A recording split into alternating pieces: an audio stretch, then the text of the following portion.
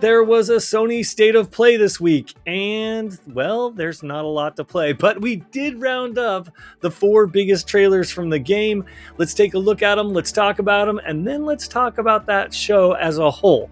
First up, let's talk about Saros. It's the new trailer showed off by Housemarque, and it gave us a much deeper look at gameplay with fast-paced bullet hell combat in a moody sci-fi environment, mysterious alien architecture, and a protagonist facing off against mechanical and monstrous threats. A new shield mechanic lets you absorb enemy projectiles and fling them back, and there's a quote-unquote second chance revive ability plus permanent progression systems, and this comes out March 20th of next year. What do you guys think? Let's go. More Returnal. I've been expecting this one, and I'm super stoked. This game is 100% on the wish list. Probably one of the games a shining game of the show. I thought the running animations looked a little bit different. Maybe it's just because we were seeing an early build or something, but I thought the running could have looked a little smoother. I know they had it down pat in Returnal. My expectations are just high for this one. It's not exactly a sequel, so it's sort of like, yeah, are they related or are they just similar kind of? I think they're just similar. Like, I don't think this is in any way together. At least they didn't make any reference of that to my knowledge. It's great because it looks so much like Returnal that it's just like, okay, maybe they're making games that have just like that exact same feel. I do really like that revive mechanic. I think that is something that Returnal was missing. That made the game so hard. When you are playing and you die going through those different biomes and you're just like, I have to restart now. It was so much fun, but man, it was tough to have to like go all the way back. So that's a nice feature that I think is good for newcomers as well. For sure. So I wanted to like it. I do. It looks a lot of fun. It looks up my alley. But there was something about the enemies that they were very amorphous. Like, I didn't know what he was shooting at the entire time. Like, I think they were robots, but I didn't get a sense of actually what they were. So I did have a little bit of problem with that, with the enemies and the look of the enemies. I loved the big boss that came out with all the hands and the stuff falling down from his hat, his flare. I loved that. I want to see more. I want to see more of it before I make a final determination. All right, up next was Halloween the Game. The trailer teased a horror experience set in Haddonfield where players can assume the role of Michael Myers with supernatural adjacent powers like shape jump, or play as civilians trying to save townsfolk. It releases September 8th of next year. What did you guys think of this one? Oh man, Friday the 13th Part 2 is what this looks like to me. And I'm so excited. Oh no. I was really hoping it was going to be something different than what they showed off, but it looks better. It looks better than Friday the 13th, so that makes me happy. But man, that gameplay looks like it's going to be the same thing, and I hate it so much. But I loved the powers that it looked like Mike Myers had. They did that little thing where someone popped around the corner and he was just right there and stabbed them. Love that. That got me super excited. So maybe if I do pick it up, I'll just be a Mike Myers main. Maybe. I don't think I want to play as those kids. Lord, what are your thoughts? Yeah, like, well, I'm trying to look here. The shift jump, that was like his little, like, where he turns into a little it's ghost. So Jason. Yeah, it was so Jason. That's pretty cool. But like, how many asymmetrical horror games can we have? You know, well, like, not enough. Not enough. Like, I thought they said it was a single player experience. I think there will be some in there. Okay. To me, I was hoping this was going to be primarily single player and, you know, multiplayer will be there, but it'll be a different spin. So this, to me, unfortunately now I'm like, wait, this is the same thing as a Friday the 13th, Texas Chainsaw Massacre. We already got these games. Yeah. Yeah, I know, but they quit supporting them. They're letting them die. They announced today that Texas Chainsaw that will get no further updates whatsoever. Oh, really? And eventually they will turn off those servers and that game will be dead. Probably, I'm guessing September 8th or 9th of next year, funny enough. When they needed those servers for this game. Yeah. And they're just like, well, let's repurpose them. That's so funny. Look, this company is shitty and they are lame, but damn if they don't make some fun games. They come out of the gate, you play them, the community goes toxic, and then the developers don't fix the bugs and they let them die, and it's a horrible situation, and I'm here for it every single time. I think this one looked really fun. I can't wait to get my hands on it. I think we learned a few things here that make it a little bit different for my fellow veterans here. First, of course, the most glaringly obvious, we got a release date, which is next year, September. So it's so perfect for Halloween. It's already getting Halloween. I have them for this year. I'm already getting Halloween vibes for next year. So super pumped for that. The other thing we learned, they said that he was an unstoppable killer. And so my thought there is, okay, you're not going to be able to kill him the way you could kill Jason in Friday the 13th. You can knock him down, you can stun him, you can slow him, but you can't kill him. And so that made it kind of interesting for me. And then the last thing was, they said the objective was to save the townsfolk and then escape. Because in all the other games, the objective has been just to escape. So here, it looks like there's some sort of like secondary objective to get other people, out of town and warning them or something like that. So I can start to see the pieces of the gameplay coming together. Yeah, it looks the same as everything else, and boy, howdy, I'm still in. Wow. That's fine. That's fine. Look, I don't want you to get it because I know Molding, I'm gonna love it, and you're gonna crap all over it. You could just buy it for me. That would be the way to. That would be the way to do it. What's a realistic price point for this game? It can't be more than like.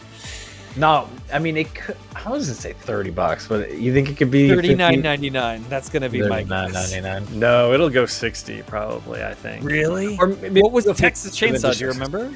Well, Texas Chainsaw was nice enough to launch in Game Pass, so. Oh, it did. That's right. That's how I played it. That's right. Huh. And then they do the same thing on Texas, where they put like the DLC clothing packs that you buy, whether it's different outfits. They do like a costume pack, an underwear pack. What a waste of money. I know, and I spend it every single time. Yeah, you did. You're like, I gotta get this bikini or whatever she's wearing. Of course. Yeah. Okay, let's move on to Battlefield 6, looking like a legitimate game versus my love of Halloween. Battlefield 6, it was really good looking. They showed off the campaign. It shows like places around the globe, and it looked very cinematic with large-scale environments and lots of explosions, soldier squads, and a narrative structure inspired by war films like Generation Kill, Civil War, etc. And this one's set for October 11th of 2025 this year. What do you guys think about this? It looks so pretty.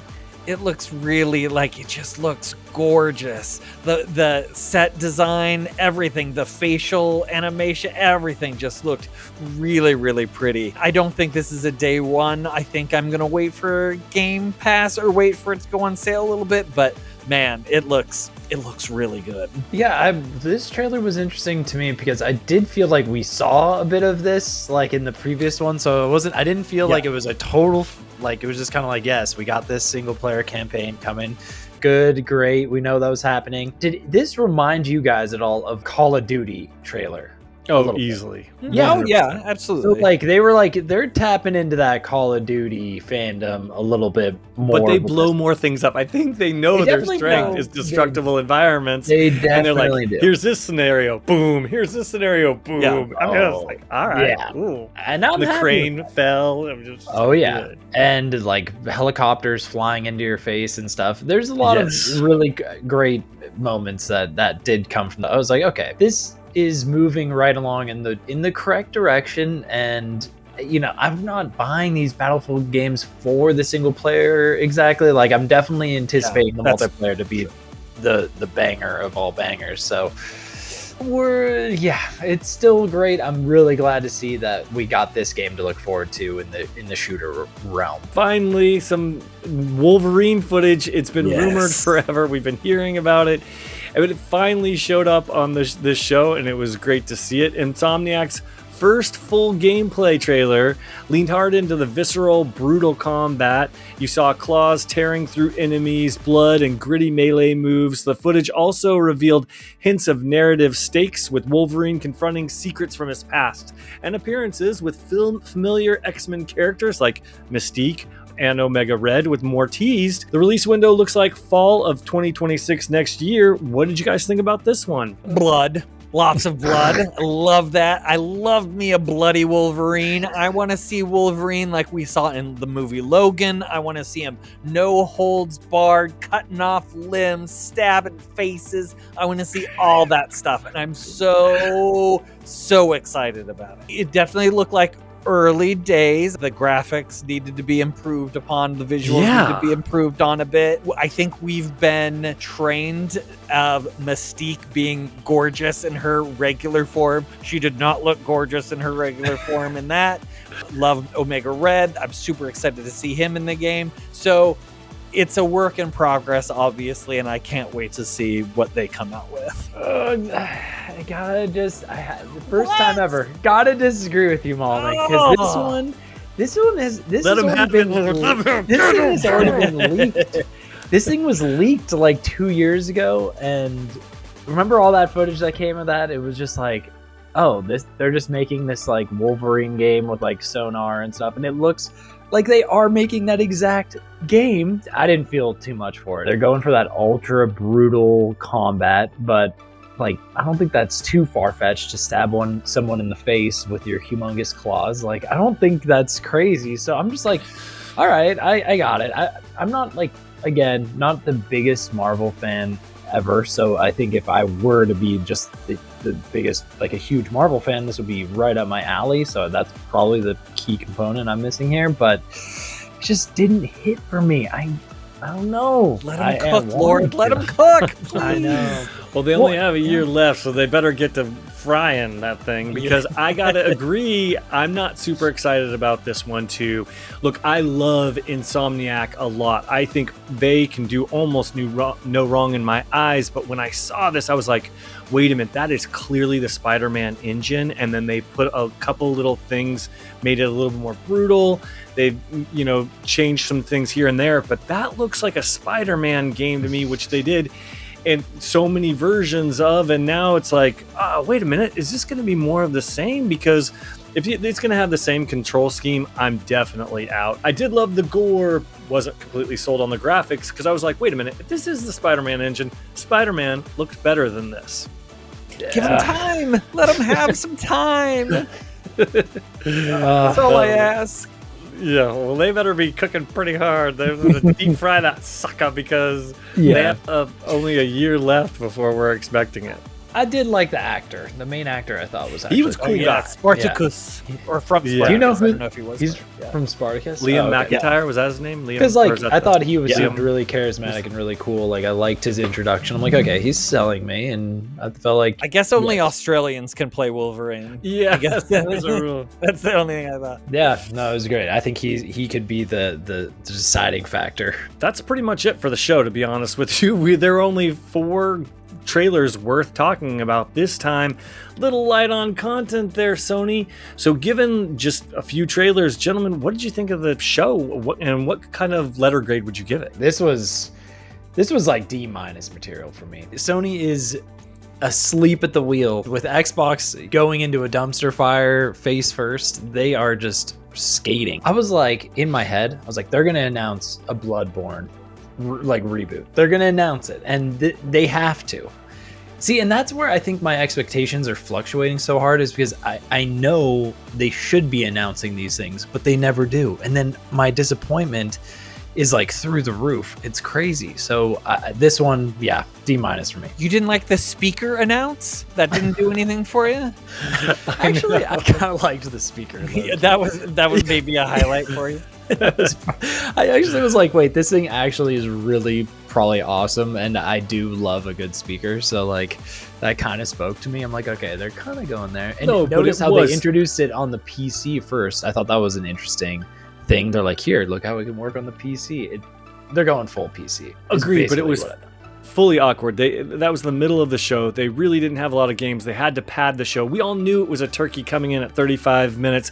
And then they're like, oh yes, check out our speakers. Oh yes, check out our new God of War controller. You don't need a new God of War game or anything, but here's a controller for you. Oh, by the way, PlayStation Plus is going to have these old games. And if I hear any more about The Last of Us, look, I love that Oh game, but my. Jesus, give it a rest already.